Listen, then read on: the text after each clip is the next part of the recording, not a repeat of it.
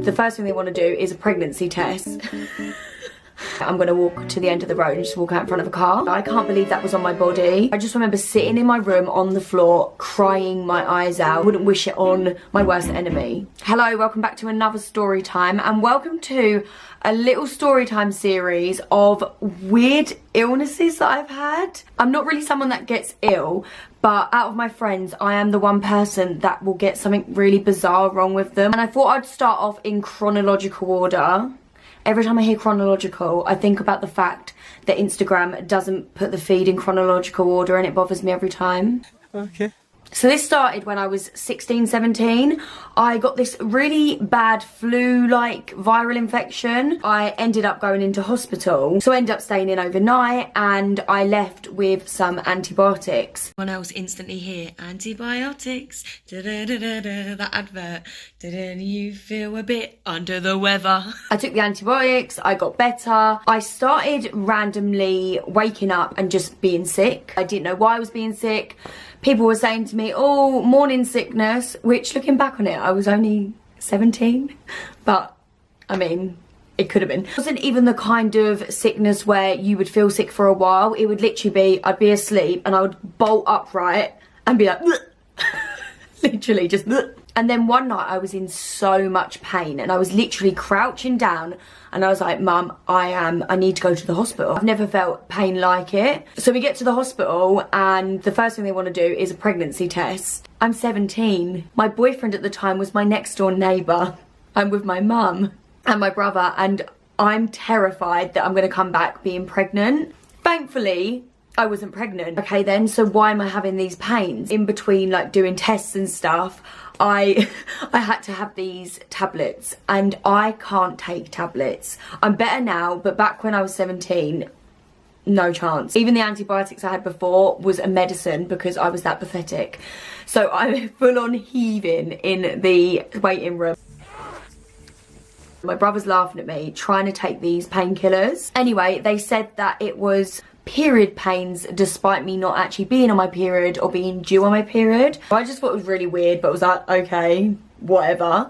And also thought it was really weird because I don't really get really bad period pain. So I go home, think nothing of it, the abdominal pain continues and the sickness continues. And then I noticed that I had this rash on the bottom of my leg, and instantly I was like, oh, it must be a shaving rash. A couple of days later, this shaving rash hadn't gone anywhere, and I was getting a bit concerned about it. I noticed that the rash went sort of in the middle of my thigh. Can I show you this? There. And I don't shave there. So I was like, this is really weird. I went to the doctors and they didn't really tell me what it was. It was just like, oh, it might go away, just keep an eye on it. I was obsessively Googling, which they tell you not to do because it was getting worse. And then I noticed the rash coming up here. I notice it more when I would come home from a night out. I used to go out with other people's IDs, so I was living the life of an 18-year-old. So I would come back from these nights out and it would be worse. And at this point, it was all over my body, everywhere, apart from here and my face, thank God. Looking back on it, I don't even know if I'd be here to tell this tale if it had been on my face and chest, which sounds really dramatic, but I got so low, but we'll get into that. I ended up getting referred to a dermatologist, and if anyone has dealt with trying to get a dermatologist appointment, just getting your doctor to refer you is enough, and then you've got to wait months. It was all over my body and I was desperate at this point. I was 17, I was really self-conscious. I think it was spring, summer, so it was just worse because I'm one of those people that sun's out, legs are out. Still am. And the abdominal pains and sickness was continuing, but I never linked the two, and especially because the doctors and nurses said it's my period, I just always assumed, oh, okay, well, I'm having these weird period pains when I'm not on my period. And then I remember one night in particular, I'd come home from being with my friends, I was covered. I just remember sitting in my room on the floor, crying my eyes out, taking photos, as you do, of this rash.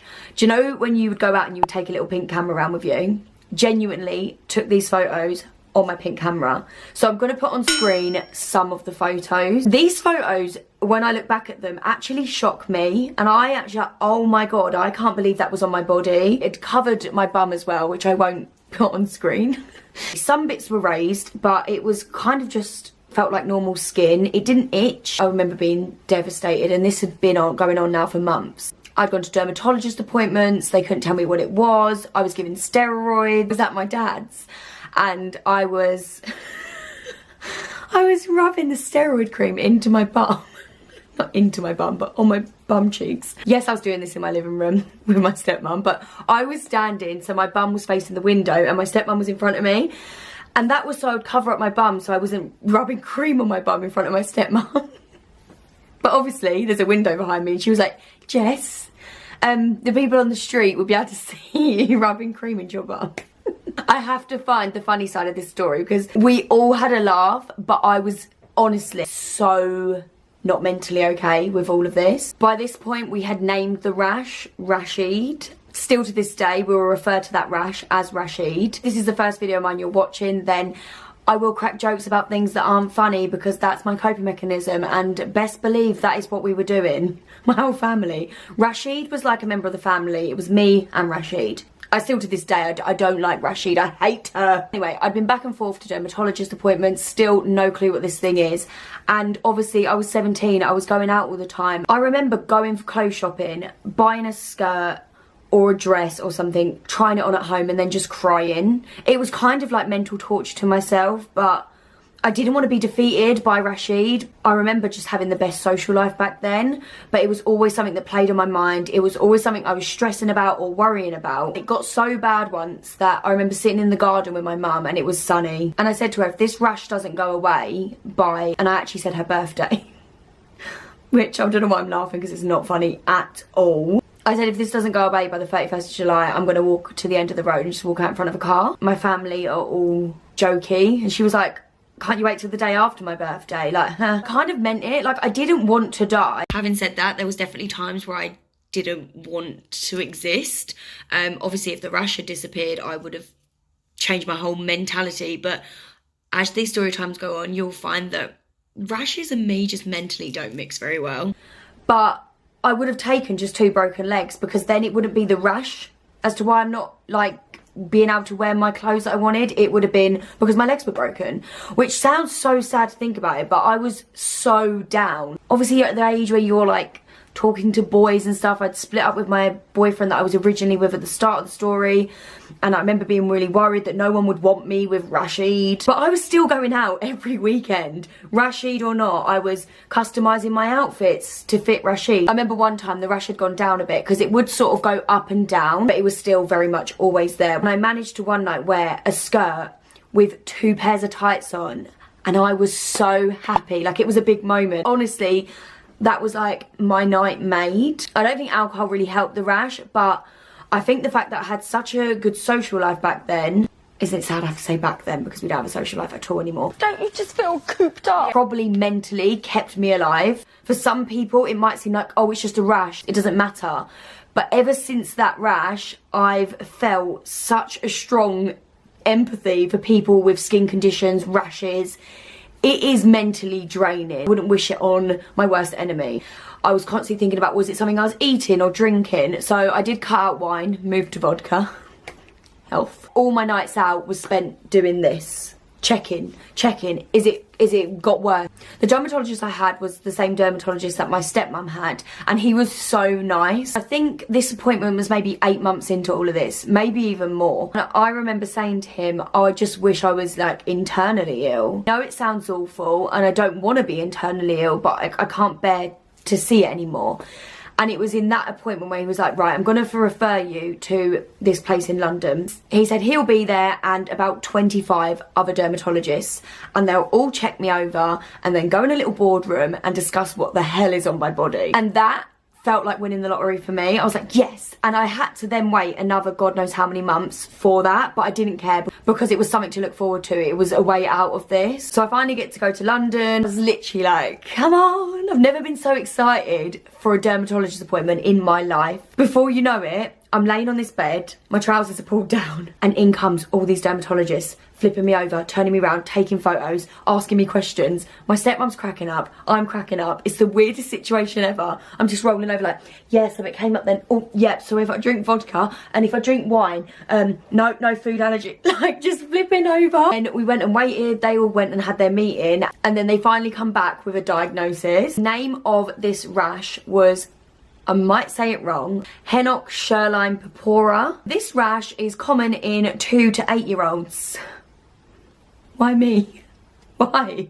Why did I get this? I can't remember the full details of it, but I believe it's an autoimmune disease. Your blood cells, no, a cell attacks the blood cells, hence the rash. And it also can affect your kidneys and abdominal, hence why I kept being sick and having abdominal pains. And usually you'll have HSP for 4 to 6 weeks. I was on, what, like my 10th or 11th month? It was basically no treatment. It was to do with your immune system, and your immune system essentially gets rid of it.